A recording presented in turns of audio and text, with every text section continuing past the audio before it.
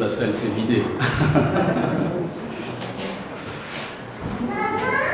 Ok, je vous invite à prier avant d'ouvrir la parole du Seigneur pour écouter notre Dieu. Tendre Père, nous voulons te dire merci pour ta présence parmi nous. Nous reconnaissons que tu es le roi de l'univers. Nous reconnaissons que tu es notre créateur. Tu as créé toutes choses par ta parole. Merci notre Dieu pour le privilège que nous avons de t'appartenir.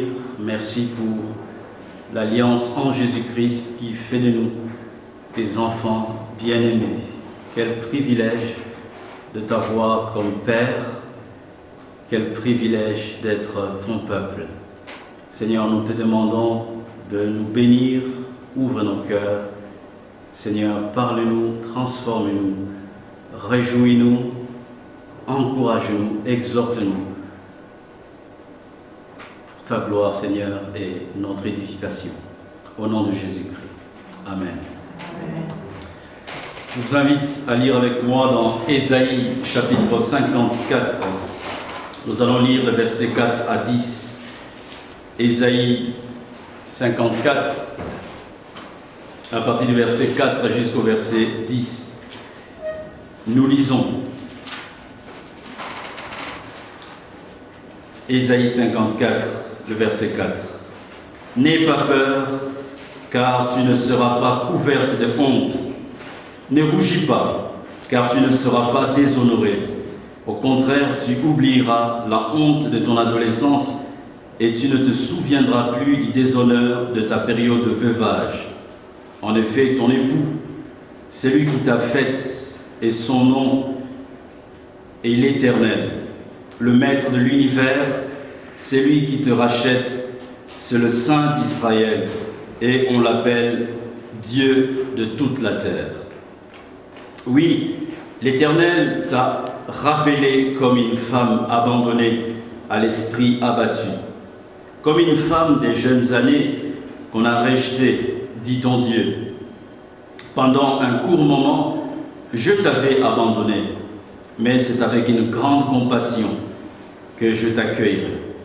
Dans un débordement de colère, je m'étais un instant caché à toi, mais avec un amour éternel, j'aurai compassion de toi, dit l'Éternel, c'est lui qui te rachète. En effet, la situation est pour moi pareille à celle de Noé. J'avais juré que le déluge qui a frappé Noé ne frapperait plus la terre. De même, je jure de ne plus m'irriter contre toi et de ne plus te menacer. Même si les montagnes s'éloignaient, même si les collines étaient ébranlées, mon amour ne s'éloignera pas de toi et mon alliance de paix ne sera pas ébranlée, dit celui qui a compassion de toi, l'Éternel. Ce passage que nous venons de lire se situe dans la troisième partie de la prophétie d'Ésaïe. Si on peut diviser le livre d'Ésaïe, la prophétie d'Ésaïe, on pourrait la diviser en trois parties. La première partie de cette prophétie commence à partir du verset 1 jusqu'au verset 35, où il est question de parler d'Israël comme étant le serviteur infidèle des dieux et ses ennemis. La deuxième partie d'Ésaïe, la deuxième partie de la prophétie d'Ésaïe commence à partir du verset 36, le chapitre 36 jusqu'au chapitre 39. Il est question de parler d'Ézéchias comme étant les serviteurs craignant Dieu, le serviteur qui a la crainte des dieux, qui place sa confiance au Dieu de l'univers. Et la troisième partie de la prophétie d'Ésaïe commence à partir du chapitre 40 jusqu'au chapitre 66. Il est question de parler du Christ comme étant les serviteurs fidèles de Dieu. Et en lisant la section que nous venons de lire, il me semble que le thème majeur dans cette section, c'est l'amour infini de Dieu. L'amour infini de Dieu. En effet, notre Dieu nous aime infiniment et éternellement. L'amour de Dieu ne connaît pas de limites. L'amour de Dieu pour ses créatures en général et pour ses rachetés en particulier est un amour immuable, un amour qui ne change pas, un amour qui est parfait, un amour qui est inconditionnel. Nos mots sont trop petits pour expliquer l'amour de Dieu pour les êtres humains. Philippe Decourroux, un évangéliste et un chanteur suisse, dit dans une de ses chansons: expliquer l'amour de Dieu, c'est comme vouloir décrire les couchers du soleil ou un aveugle de naissance. Expliquer l'amour de Dieu, c'est comme vouloir décrire les couchers du soleil ou un aveugle de naissance. Cet amour infini de Dieu dans ce passage se décline de deux manières. Tout d'abord, c'est un amour qui s'exprime dans le cadre de la relation. On voit ça à partir du verset 4 jusqu'au verset 8. Deuxièmement, c'est un amour qui est fondé sur un engagement. Le verset 9 et 10. Regardons tout d'abord le verset 4 à 8. L'amour de Dieu s'exprime dans le cadre de la relation.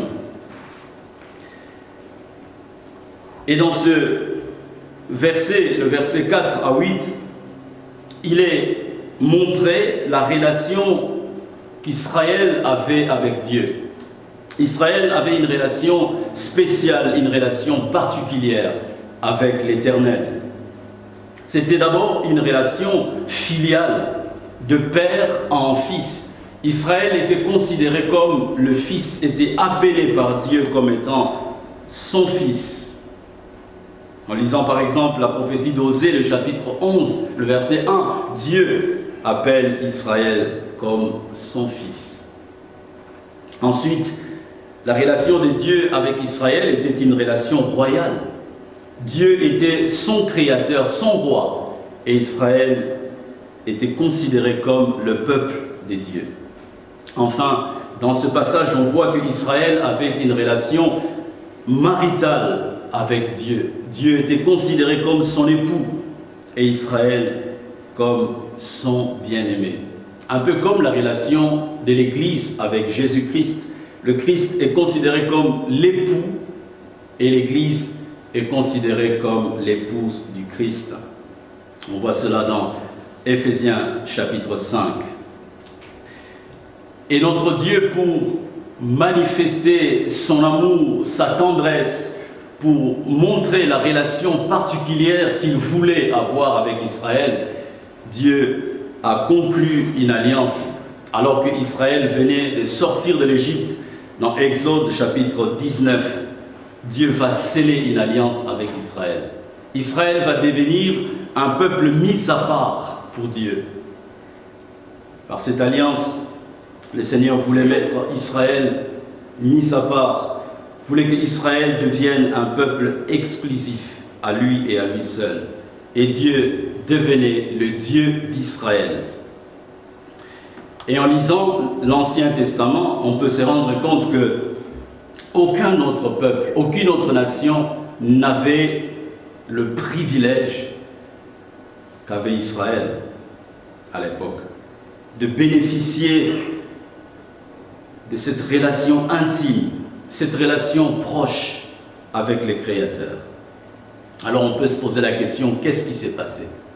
Celui qui était considéré comme le Fils, comme étant le peuple mis à part, le peuple fidèle de Dieu, celui qui était considéré comme un peu une épouse de l'Éternel, n'est plus considéré comme tel. Qu'est-ce qui s'est passé entre Dieu et son bien-aimé Israël?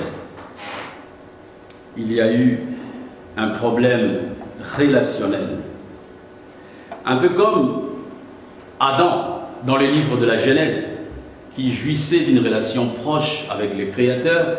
À cause du péché, la relation entre Dieu et Adam sera interrompue.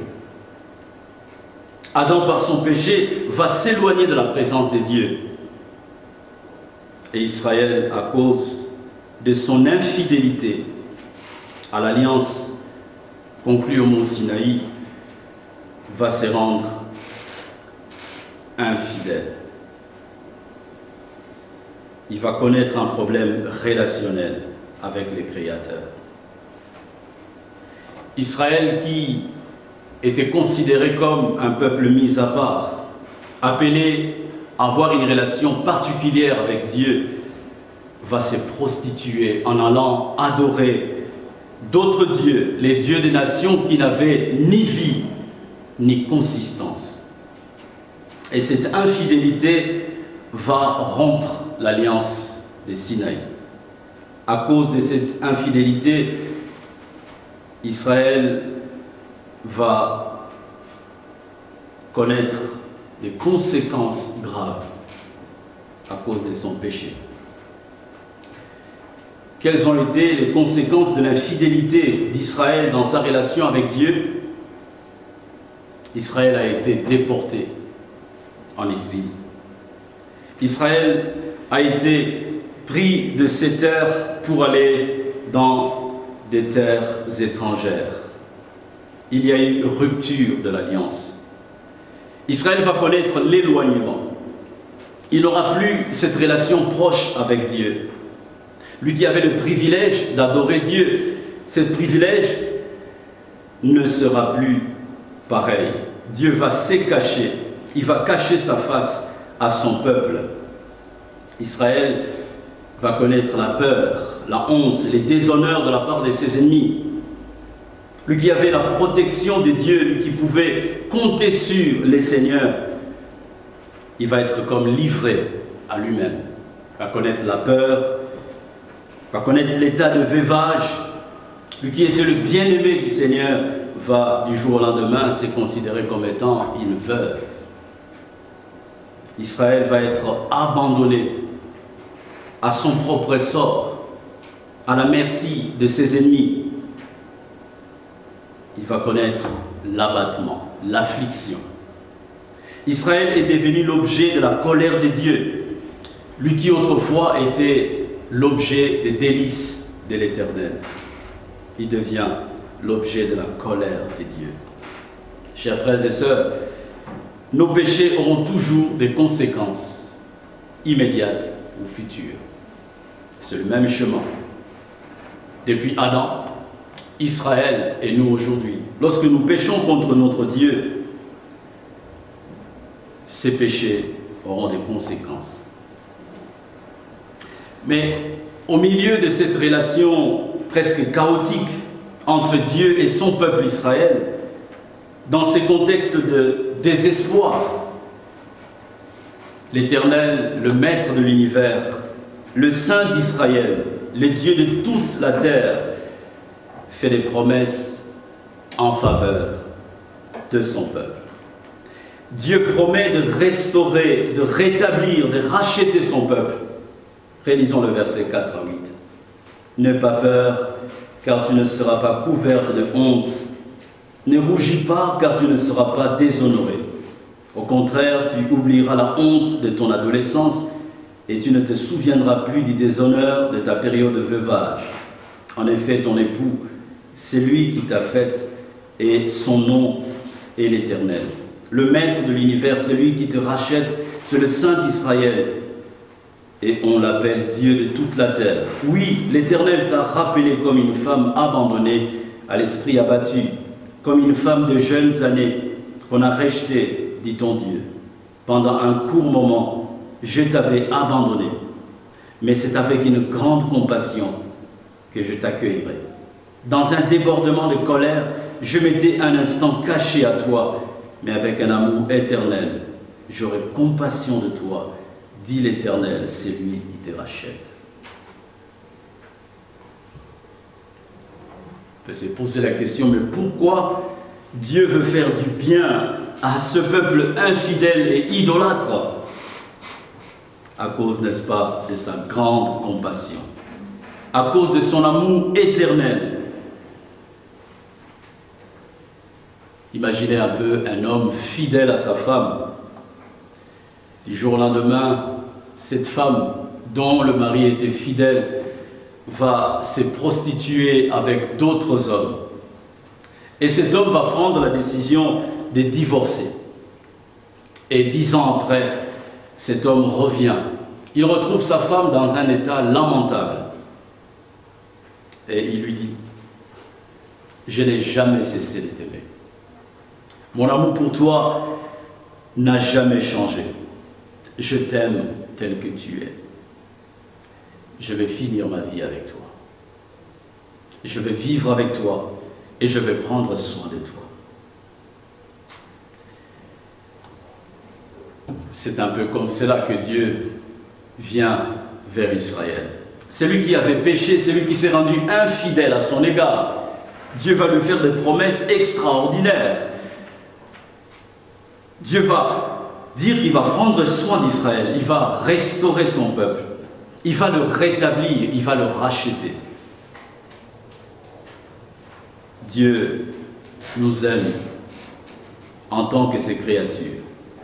Et dans son amour pour nous, il prend soin de nous, tels que nous sommes. Dieu nous aime en tant que son peuple, malgré nos péchés, malgré nos fautes, malgré nos faiblesses, malgré nos manquements. Dieu nous aime. Son amour pour nous est éternel. L'amour de Dieu pour nous est infini, un amour sans fin. Dans son amour éternel, le Seigneur a compassion de nous, car il sait de quoi nous sommes faits. J'aimerais dire à quelqu'un ce matin, quel que soit ton péché, quelle que soit ta situation, quelle que soit ta condition, Dieu t'aime et il a compassion de toi. Lorsqu'il te regarde, il éprouve une grande compassion. Il veut t'accueillir. Il veut te prendre dans ses bras, te serrer fort contre sa poitrine, parce qu'il t'aime. Il veut te racheter, te sauver, te restaurer de ta honte, de ta peur, de ton affliction et de ton rejet. Dieu peut te sortir de la situation dans laquelle tu es. Dieu peut te sortir de ta honte, de ton rejet, de ta souffrance, parce qu'il t'a fait et parce qu'il t'aime. L'amour de Dieu, notre Père, ne se limite pas aux bonnes intentions, mais l'amour de Dieu vis-à-vis de nous s'est traduit par des promesses sûres et des actions concrètes. Regardons la manière dont cet amour s'exprime dans ce passage. Deuxièmement, l'amour de Dieu est fondé sur un engagement. Le verset 9 et 10. Un jeune homme qui aime sincèrement sa fiancée ne devrait pas se contenter de lui faire juste de belles promesses. Un jour, je vais t'amener en Andalousie. Un jour, on ira aux États-Unis. Un jour, je t'achèterai ceci ou cela. Il faudrait qu'un jour, ce jeune homme puisse matérialiser, concrétiser son amour vis-à-vis de sa fiancée en lui mettant, n'est-ce pas, l'anneau au doigt. Pour lui confirmer, lui garantir son amour, son désir de vivre avec elle, pour le meilleur et pour le pire. Notre Dieu, son amour est concret. Dieu ne se contente pas de nous faire juste de belles promesses. Il ne s'est pas contenté, en tout cas ici dans ce contexte, de faire de belles promesses à son peuple. Dieu va prendre un engagement solennel pour prouver son amour vis-à-vis de son peuple. Le Seigneur va tout d'abord rappeler ce qu'il avait fait à l'époque de Noé. À l'époque de Noé, Dieu avait détruit le monde à cause de la méchanceté du cœur humain. Après les déluges, Dieu s'est engagé envers tous les êtres humains à ne plus jamais détruire la terre par les déluges. Dieu a conclu une alliance universelle avec sa création. On voit cela dans Genèse chapitre 9, le verset 8 à 17. Cette alliance était accompagnée d'un signe visible, l'arc-en-ciel, dont le but était de rappeler aux êtres humains la fidélité de Dieu à sa promesse de ne plus jamais détruire la terre par les déluges. Et Dieu lui-même pouvait, par ces signes d'arc-en-ciel qu'il a donnés à son peuple, il pouvait se souvenir de sa parole. Un jour, il a fait une promesse, et l'arc-en-ciel témoigne de la bonté de Dieu, de sa compassion, de son amour infini envers sa création.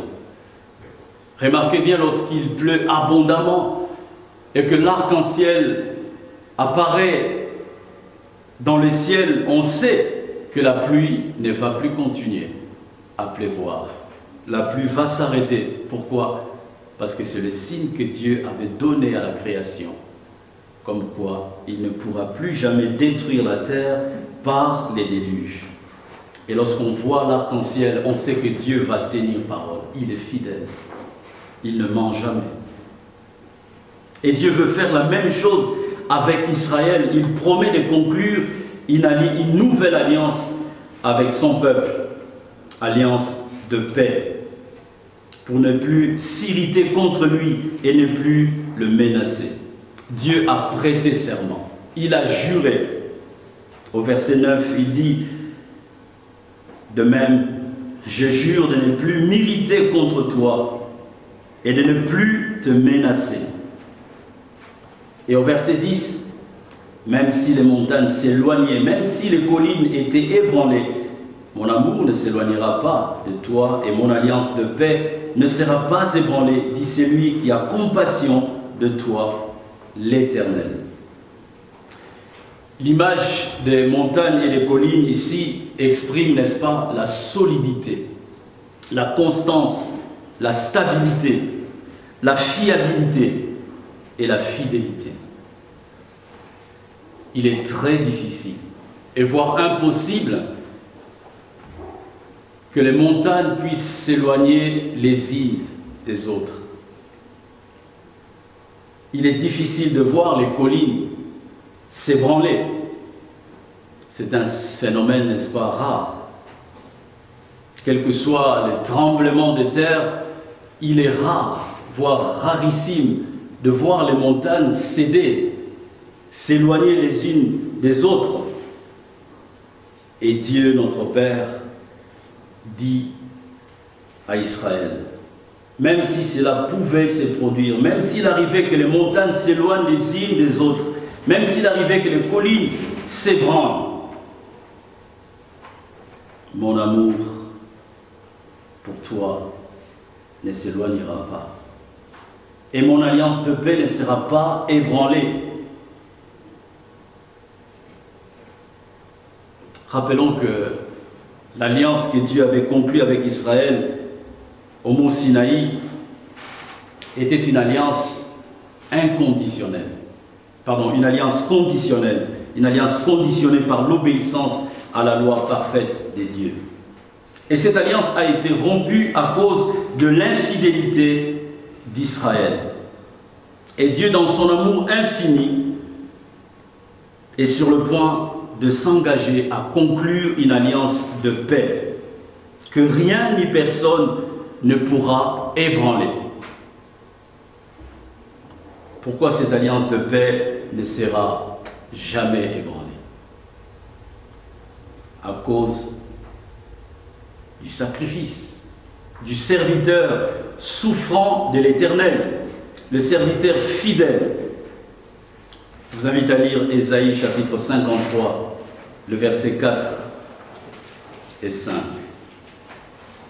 Ésaïe 53, les versets 4 et 5. Pourtant, ce sont nos souffrances qu'il a portées. C'est de nos douleurs qu'il s'est chargé. Et nous, nous l'avons considéré comme puni, frappé par Dieu et humilié. Mais lui, il était blessé à cause de nos transgressions, brisé à cause de nos fautes. La punition qui nous donne la paix est tombée sur lui, et c'est par ses blessures que nous sommes guéris. Si Dieu promet que son alliance de paix ne sera pas ébranlée, c'est tout simplement parce que son serviteur fidèle, Jésus-Christ, à la croix, il a subi sa colère sainte. Le châtiment qui nous donne la paix est tombé sur lui. C'est pourquoi cette alliance ne pourra plus jamais s'ébranler. Parce que le serviteur souffrant, Jésus-Christ, va prendre sur lui la colère de Dieu. Dieu promet de ne plus s'irriter, de ne plus menacer son peuple. Parce que son fils, son serviteur fidèle, a été menacé à leur place. Il a été frappé par Dieu lui-même à la croix du Calvaire. C'est une alliance de paix à cause du châtiment qui est tombé sur le Christ, le serviteur de l'Éternel. Et cette alliance sera une alliance inconditionnelle, car le serviteur fidèle de Yahweh aura rempli toutes les conditions, aura satisfait à toutes les exigences de la justice parfaite de Dieu.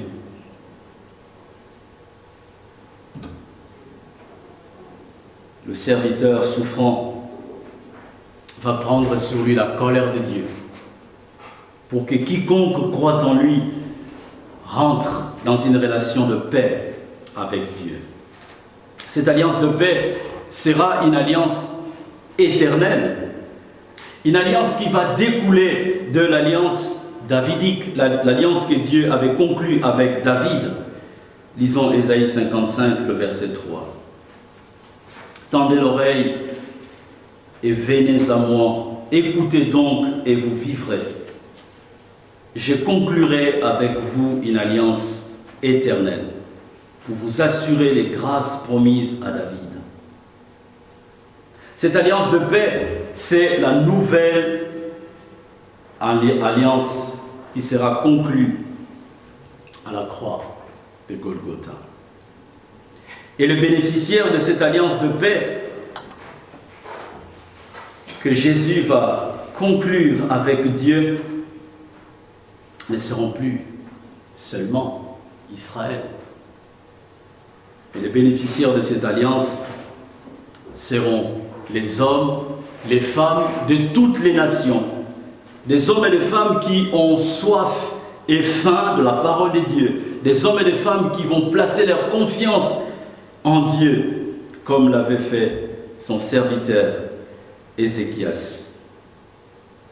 En Christ, frères et sœurs, Dieu a pris l'engagement de nous témoigner son amour fidèle, son amour éternel, un amour qui ne changera jamais. Si à travers l'arc-en-ciel, Dieu se souvient de sa promesse à toute la création de ne plus jamais détruire la terre par les déluges, à travers la croix du Calvaire, Dieu se souvient de l'alliance qu'il a conclue avec son serviteur. Cette alliance qui nous permet de recevoir le pardon de nos péchés. Cette alliance qui nous permet de devenir enfants de Dieu si nous plaçons notre confiance dans le serviteur de l'Éternel. Par la croix, Dieu a fait la paix avec son peuple en pardonnant son péché. En Christ, nous avons droit à la compassion de Dieu. Non pas parce que nous méritons cela, mais parce que Jésus a été puni à notre place à la croix. Par la croix, Dieu a fait la paix avec son peuple. Par la croix, nous pouvons rentrer dans une relation de réconcilier avec notre Créateur. En Christ, l'alliance de paix entre Dieu et son peuple ne sera jamais ébranlée. Rien ni personne ne pourra ébranler cette alliance de paix. Dieu notre Père va conclure cette alliance de paix. Et Dieu promet par Christ de nous aimer de façon loyale et fidèle. L'apôtre Paul dit, si nous sommes infidèles, Dieu reste fidèle car il ne peut se renier lui-même. En dépit de notre infidélité, Dieu a pris l'engagement de ne jamais s'éloigner de nous. Même si tu devenais infidèle dans ta relation avec Dieu, même si tu n'arrivais plus à prier, à lire ta Bible, à venir à l'église tous les dimanches, à donner ton offrande, à t'engager fidèlement dans un service, bref, même si tu n'arrivais plus à aimer Dieu de tout ton cœur, de toute ton âme et de toute ta force, sache que Dieu t'aime infiniment. L'amour de Dieu pour toi ne s'éloignera jamais. Même si dans ton épreuve, tu ne sens plus la présence de Dieu. D'ailleurs, il n'est pas question de sentir la présence de Dieu lorsque nous sommes dans l'épreuve. Il est question de croire en sa présence, même si tu as l'impression que dans ton épreuve, Dieu s'éloigne de toi. J'aimerais te dire ce matin que Dieu a compassion de toi. Son amour ne s'éloigne pas de toi, même si tu as cette impression. Sois rassuré que Dieu est près de toi.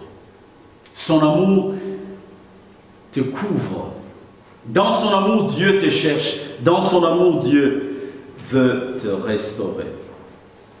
Même si pour toi l'avenir semble incertain à cause de la crise actuelle, tu peux au moins être sûr et certain d'une chose, c'est que Dieu t'aime et ne t'abandonnera jamais. L'amour de Dieu ne pourra jamais s'éloigner de toi parce qu'il a fait serment. Il a prêté serment en disant « Je ne m'éloignerai jamais de toi. Mon amour ne s'éloignera point de toi et mon alliance de paix ne pourra jamais s'ébranler. » Parce que son Fils a été puni à notre place. L'amour de Dieu pour nous, ses enfants, est un fondement sûr. Le fondement sur lequel nous pouvons trouver notre réconfort. L'amour de Dieu est comme un matelas sur lequel nous pouvons tomber pour que soit amorti tout choc. L'amour de Dieu pour nous vient amortir le choc de la vie. Dans l'amour de Dieu, nous pouvons trouver consolation, réconfort. En Christ, Dieu nous témoigne son amour de façon infinie. Dans cette période de l'Avent où nous nous préparons à la venue de notre Sauveur Jésus, nous devons nous rappeler à quel point Dieu nous aime, à quel point Dieu nous affectionne, à quel point Dieu a compassion de nous. Et dans son amour, Dieu nous a donné son Fils, afin que quiconque croit en lui ne périsse point, mais ait la vie éternelle. Face à l'amour infini de Dieu, nous devons répondre par 4 choses. Tout d'abord, l'adoration. Nous devons reconnaître que Dieu est le seul Seigneur. Il est notre Créateur, il est celui qui mérite notre adoration. En dehors de Dieu, nous n'avons pas d'autres dieux.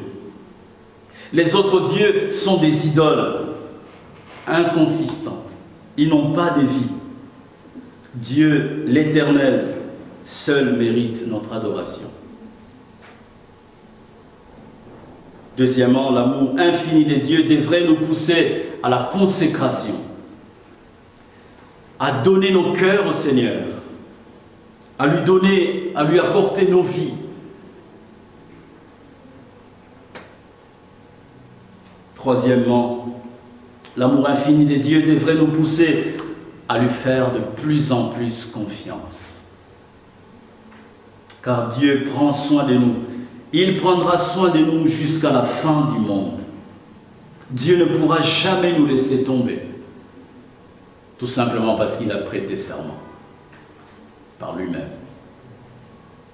Quatrième et dernière chose, l'amour infini de Dieu devrait nous pousser à la reconnaissance.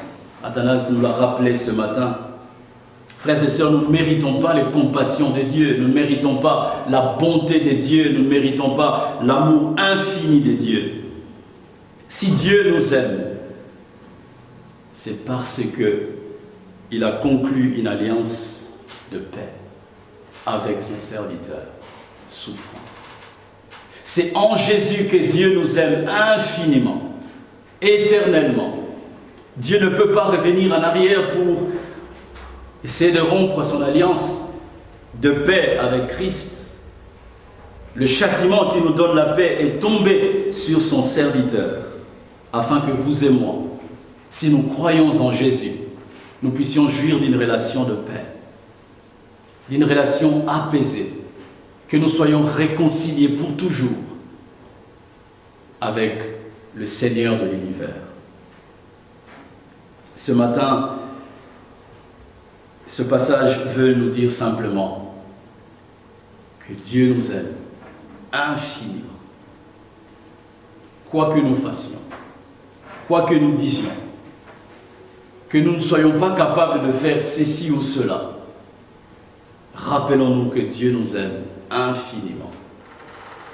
Et pour montrer son amour, il a conclu une alliance de paix, une alliance éternelle qui ne pourra jamais être rompue. Aucun de nos péchés, aucune de notre infidélité ne pourra rompre cette alliance. Quelle reconnaissance, n'est-ce pas? Vis-à-vis de ce grand Dieu, il mérite notre adoration, notre reconnaissance. Prions ensemble.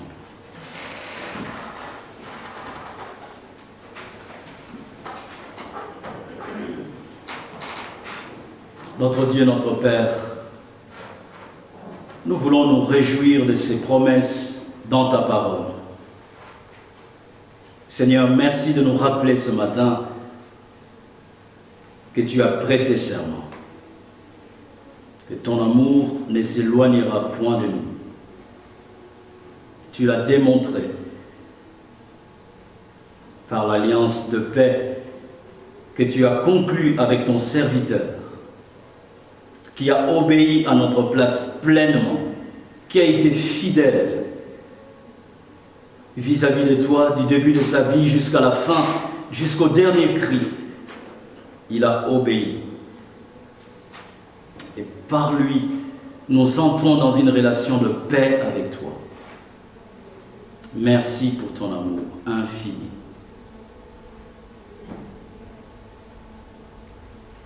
Quels que soient nos problèmes, quels que soient les contextes dans lesquels nous sommes, nous pouvons nous rappeler d'une chose: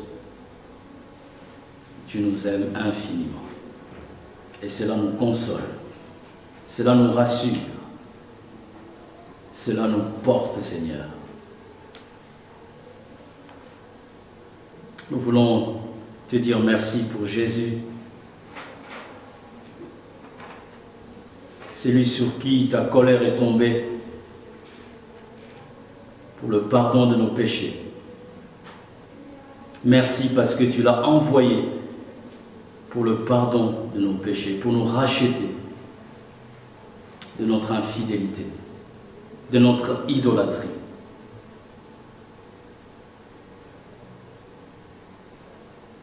Seigneur, garde-nous fidèles à toi.